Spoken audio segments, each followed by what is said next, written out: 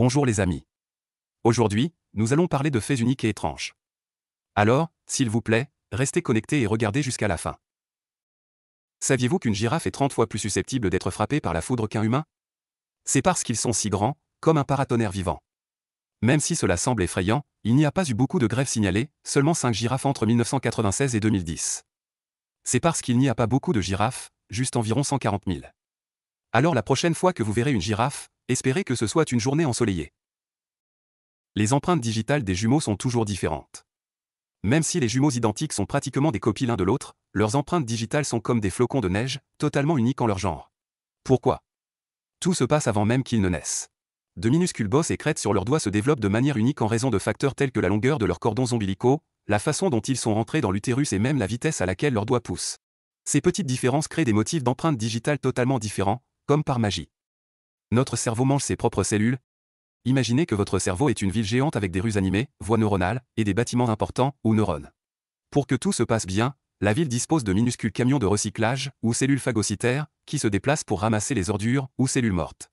Ce processus, d'auto-alimentation, appelé phagocytose, peut sembler étrange, mais il est en fait essentiel pour garder votre cerveau sain et vif. Le temps ralentit pour les animaux, comme dans un film au ralenti. Imaginez que le monde est un film. Pour nous, les humains, il joue à une vitesse normale. Mais pour certains animaux, c'est comme un film au ralenti. C'est parce que les petites créatures, comme les mouches et peut-être même votre lézard de compagnie, ont un cerveau ultra rapide qui parcourt les informations. Cela signifie qu'ils peuvent voir des choses comme une balle en mouvement ou une main qui frappe avec beaucoup plus de détails, presque image par image, ce qui leur donne plus de temps pour réagir. L'eau n'est pas mouillée. Avez-vous déjà entendu dire que l'eau n'est pas vraiment mouillée? Cela semble fou, n'est-ce pas? Eh bien, les scientifiques ont une façon particulière de comprendre le mot « mouillé » qui pourrait vous surprendre. On dit que quelque chose n'est mouillé que s'il s'agit d'un liquide accroché à un objet solide. Ainsi, l'eau elle-même n'est pas mouillée parce qu'elle ne peut pas s'accrocher à elle-même, mais elle peut certainement rendre d'autres choses comme vos vêtements ou le sol trempé. C'est un peu comme un camion de pompiers qui éteint des incendies, mais qui n'est pas lui-même en feu. Poulet sans tête rencontré le Mike. Vous ne le croirez pas, mais il était une fois un poulet nommé Mike qui a vécu pendant 18 mois sans tête. Cette merveille gloussante des années 1940 aux États-Unis a défié les pronostics. Voici l'astuce, la hache a manqué des parties importantes de son cou, lui laissant juste assez de fonction cérébrale pour continuer.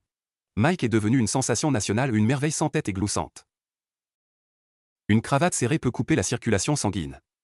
Saviez-vous que votre cravate pourrait mettre votre cerveau à rude épreuve? Une étude a révélé que le port d'une cravate serrée peut couper le flux sanguin vers votre cerveau de près de 8%. Cela pourrait vous donner des vertiges, comme si vous pouviez vous évanouir, et vous donner mal à la tête. En plus de cela, une cravate trop serrée peut être inconfortable, resserrer votre cou et même exercer une pression sur vos yeux.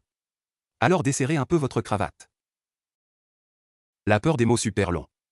Avez-vous déjà eu la langue nouée en essayant de dire un mot super long? Eh bien, il y a en fait une peur de cela, et elle a un nom monstrueux, hippopotomonstrosesquipedaliophobia. 36 lettres pour décrire la peur des mots longs. Ce terme virlangue a été utilisé pour la première fois dans la Rome antique par un poète grincheux nommé Horace. Il n'était pas un fan des écrivains qui aimaient mettre des mots géants dans leur travail. Vous avez aimé cette vidéo? N'hésitez pas à nous faire part de vos commentaires et à vous abonner à notre chaîne. Merci d'avoir regardé cette vidéo.